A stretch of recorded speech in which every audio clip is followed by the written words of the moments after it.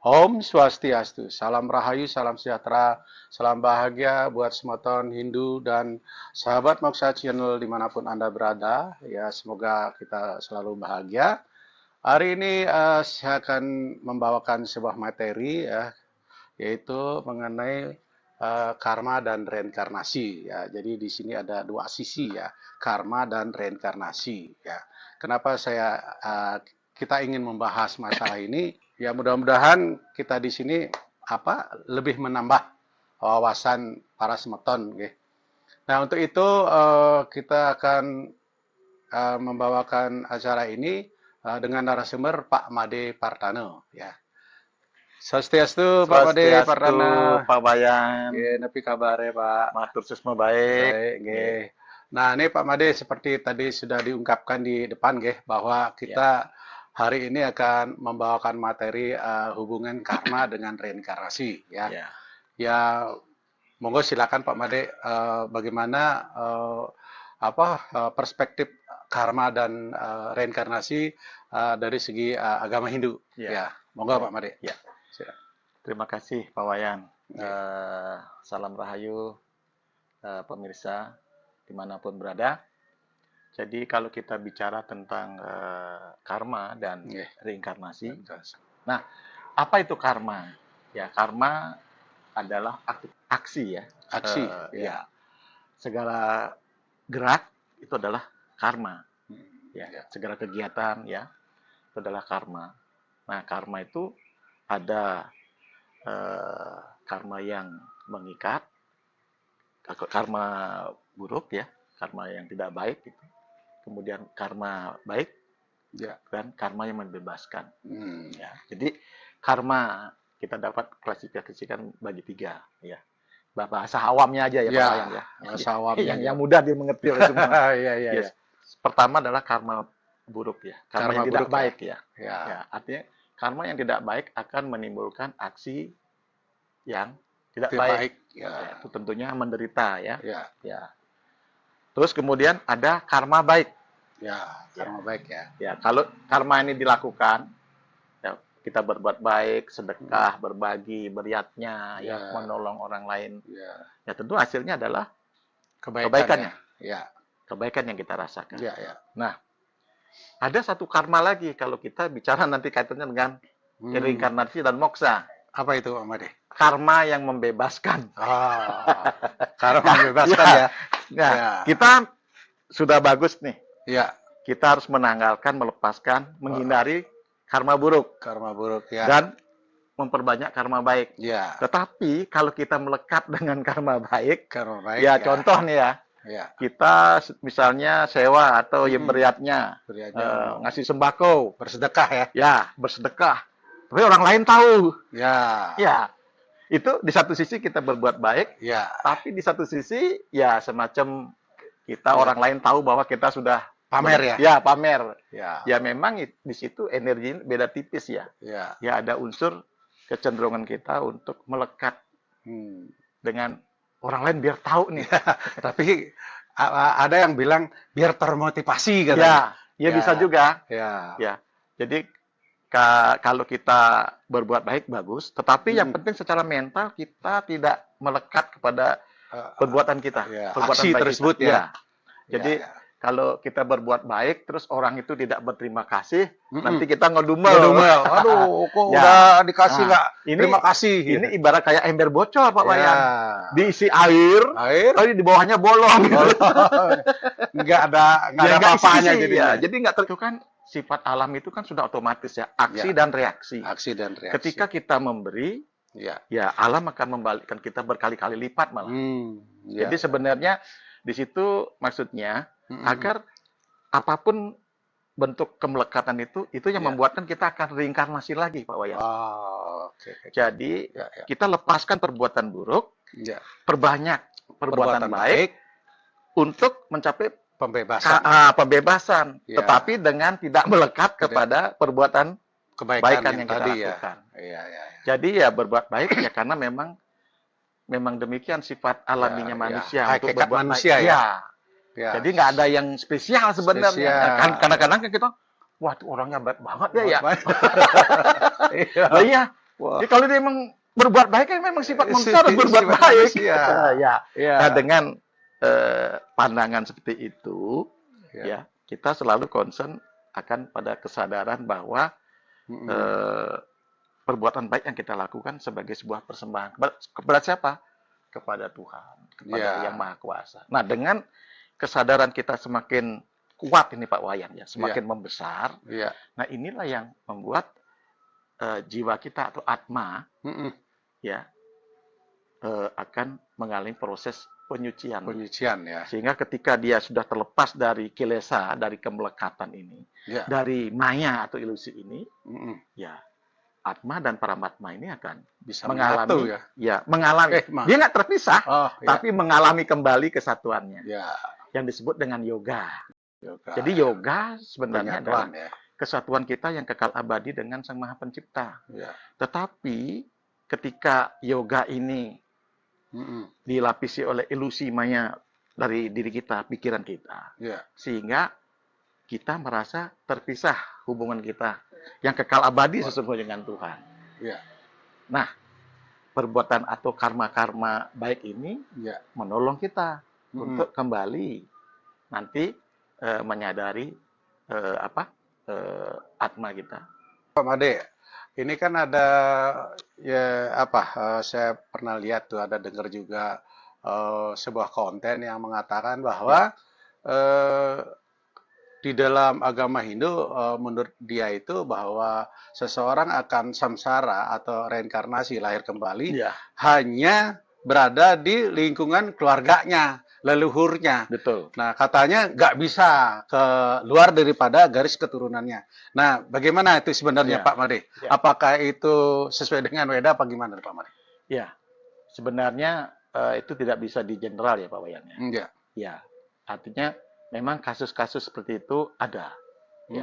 Jadi satu jiwa itu dia berulang kali lahir di sana ya karena memang dia membutuhkan kondisi tubuh dan keluarga seperti itu untuk dia bisa lebih nyaman untuk mewujudkan dia punya ya janji-janjinya atau obsesinya atau keinginan yang belum terwujud tercapai ya. Ya. Dan biasanya ya kalau inkarnasi itu ya karena sesungguhnya makhluk hidup itu adalah energi ya. Ya kalau energinya memang ada saling tarik menarik, kait mengait ya, dia kan pasti akan ke sana. Nah, beda kasusnya dengan ketika misalnya dalam kehidupan sekarang dia mulai menyadari nih. Dia mulai menyadari apa sih tujuan hidup ini. Lalu dia mulai mendalami mencari kebenaran. Dan ketika dia melakukan sadhana, artinya pemberdayaan diri, melatih rohani, ya, lalu kontemplasi, mengenal diri, dan pengalaman dia ini akan membawa dia untuk, walaupun dia dilahirkan kembali, dia tahu bahwa dia bisa memilih yang akan menunjang. Misalnya kalau dalam kehidupan dia sekarang, dia tahu nih, wah tujuan saya harus moksa nih. Moksa itu artinya saya harus mencapai kebebasan dari dualitas samsara, dari dualitas samsara ini, lahir hidup mati ini. Maka dia udah mempersiapkan dari sekarang. Mungkin dalam hidupnya dia banyak melakukan kebajikan, kebaikan, kemudian meditasi, kemudian kontemplasi, ya. Nah, di dalam pengalaman dan kesadaran dia ini, ketika pun dia misalnya mengganti tubuhnya, tapi kesadaran dia ini akan melanjutkan untuk dia mungkin bertemu di keluarga tersebut. Ya, misalnya keluarga yang akan nanti dilahirkan, dan juga tidak terlepas dari grace Tuhan. Grace Tuhan ini akan membimbing dia untuk nanti dilahirkan di keluarga yang menunjang evolusi spiritual dia.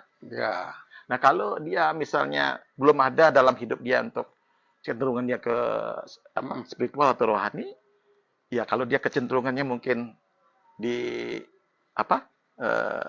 di keluarga yang masih sesuai dengan keinginan dia, sifat karakter dia, hasil perbuatan dia, ya dia akan dilahirkan di keluarga tersebut. Jadi tidak mesti dia akan lahir di situ. Di keluarga tersebut ya. Iya. Ya, buktinya kan ada, saya pernah dengar nih ya, pernah baca juga bahwa ada orang bule yang dia mendengar di satu media dan dia pengen banget datang ke Bali. Ya. Nah, begitu dia belum pernah datang ke Bali. Nah, Betul. begitu dia di pesawat aja dia udah berasa apa ya, deg-degan, aduh Ya. gimana ya nanti karena begitu dia nyampe di bandara aja dia sudah exciting. Ya, dia sudah wah luar biasa. Betul. Nah, sehingga dia begitu dia melihat di Bali sehari 2 hari, dia udah langsung, wah ini nih tempat saya nih. Dia seolah-olah ini apa pengen banget tinggal di situ. Itu seperti dia deja vu lah. Ya, deja vu. Ya, artinya mengalami satu peristiwa yang dia persis sama dengan masa lampaunya. Ya, mungkin itu ya contohnya. Ya, itu kan satu contoh ya Pak Wayan. Ya, benar, artinya benar. tidak selalu dia akan lahir di keluarga tersebut ya. Nah, oke. Nah, terus bagaimana? Siapa yang bisa menggaransi semau kita, orang kita meninggal aja bukan kehendak kita, kalau bisa mah ditahan dulu. Jangan dulu. Kita hidup di keluarga yang keluarga presiden, keluarga orang kaya. Lahir kita nggak kita yang menentukan. Kemudian meninggal nggak, bukan kita yang menentukan. Kematian kita pasti, tapi nggak pasti kan nggak tahu kapan. Artinya kalau gitu reinkarnasi, siapa yang bisa menjamin garansi? Nah, itu loh Pak Wayan dasar daripada itu daripada bahwa reinkarnasi itu tidak mesti harus di dalam lingkungan leluhurnya ya. Kalaupun ada kasus-kasus itu ya memang ada. Ya. Nah, mungkin ada hubungannya dengan yang di sloka berapa saya agak lupa. Di Bhagavad Gita Pak Made. Mengenai bahwa apa yang terakhir yang kita ingat pada waktu kita mau meninggal, pada waktu mau pelepas antara jiwa dan badan ini, apa yang diingatkan yang terakhir, itulah yang menentukan. Barangkali ada hubungannya Pak? Ada. Ada. Tetapi ada satu cerita tuh Pak Wayan ya. Ada satu keluarga.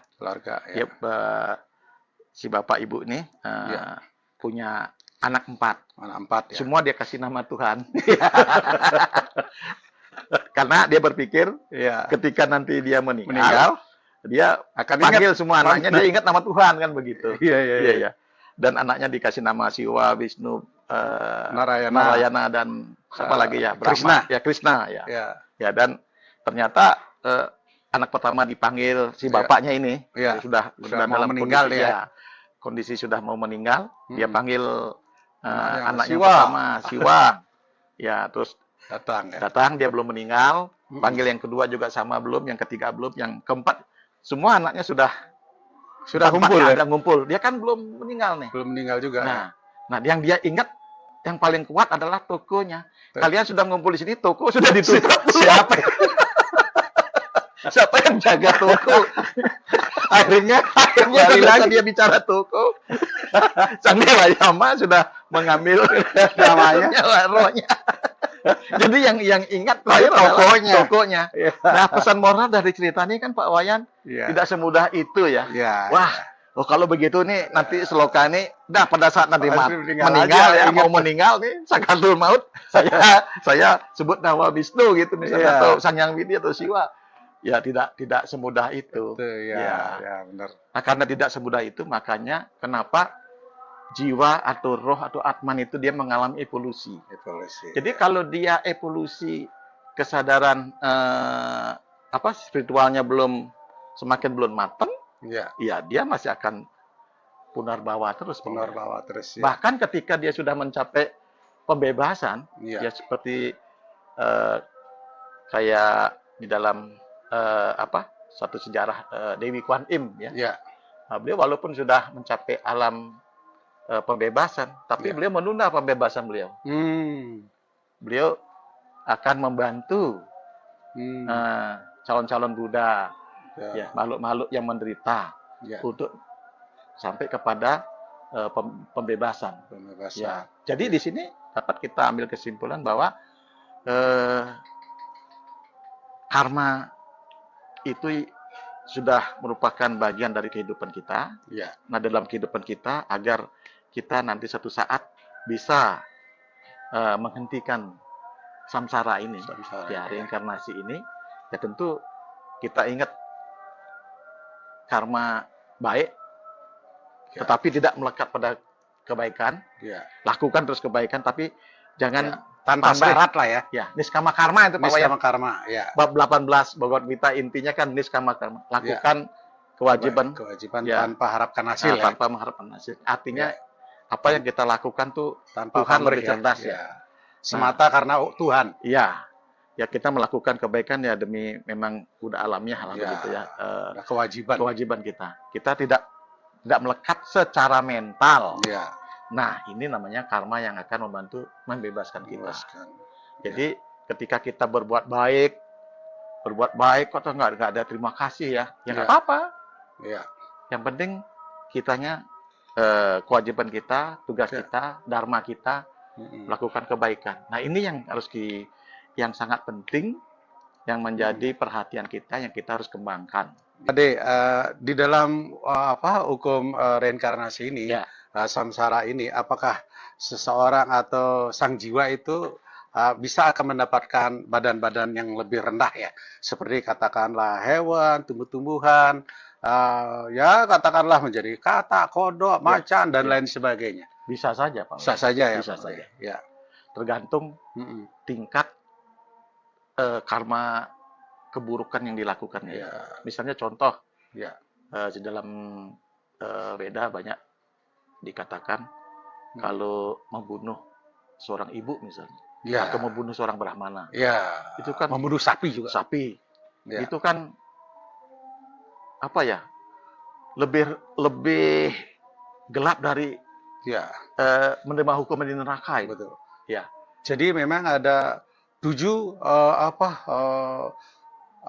dosa yang paling besar untuk kita dalam pembunuhan itu ya. Iya. Jadi seperti ibu daripada istri daripada guru ya. Iya. Sama seorang ibu. Ya, seorang ibu, ya. Seorang brahmana. Ya, sapi, ya, betul. Jadi itu kita dapat ambil contoh.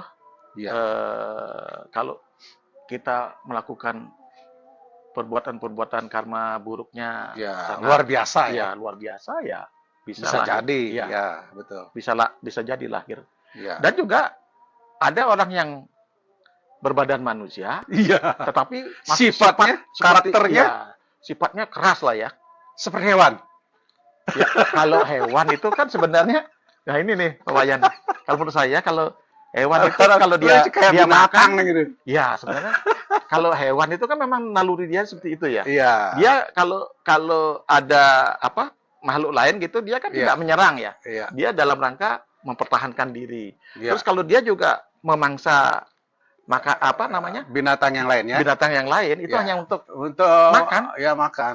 Itu kalau nggak salah di Thailand itu. Itu ada kera-kera yang dia kasih kasih pisang. Itu kera itu banyak datang, tapi mereka nggak lebih ngambil dari 2 tangan. Udah. Tapi kalau manusia kan kalau masih bisa ngambil yang banyak, udah banyak aja masih kurang. Ya, maka nggak heran banyak yang korupsi ya kan. Nah, ini kan itu kan ya keserakahan itu kan satu contoh. Melebihi sifat-sifat binatang saja nggak begitu gitu. Jadi mungkin sifat-sifat raksasa lah. Raksasa ya, kalau asura itu. Ya, jadi sifat-sifat yang lebih bengis ya kalau saya bilang. Nah, jadi walaupun dia berbadan manusia, tetapi sifatnya asura. Ya, seperti raksasa asura lah ya. Jadi masih keras ya. Rakus. Ya, serakah gitu. Nah, itu walaupun dia berbadan manusia, tetapi evolusi dia mendapat badan manusia itu masih tergolong baru. Ada yang sudah reinkarnasi mengambil badan manusia sudah 10-200 kali. Ya, tentu akan berbeda karena mereka kan semua berproses dari hasil pengalaman mereka sebagai berbadan manusia. Ya, oke, Pak Made. Rasanya sudah cukup gamblang ya, sudah cukup jelas penjelasan Pak Made mengenai reinkarnasi dan hubungi dengan hukum karma ya. Semoga kita para semeton umat Hindu dimanapun berada ya mendapatkan manfaat dan pelajaran yang sangat berharga ini. Mari kita ini ya, Para Mas Santi, Pak Made. Ya. Om Santi, Santi, Santi. Oh.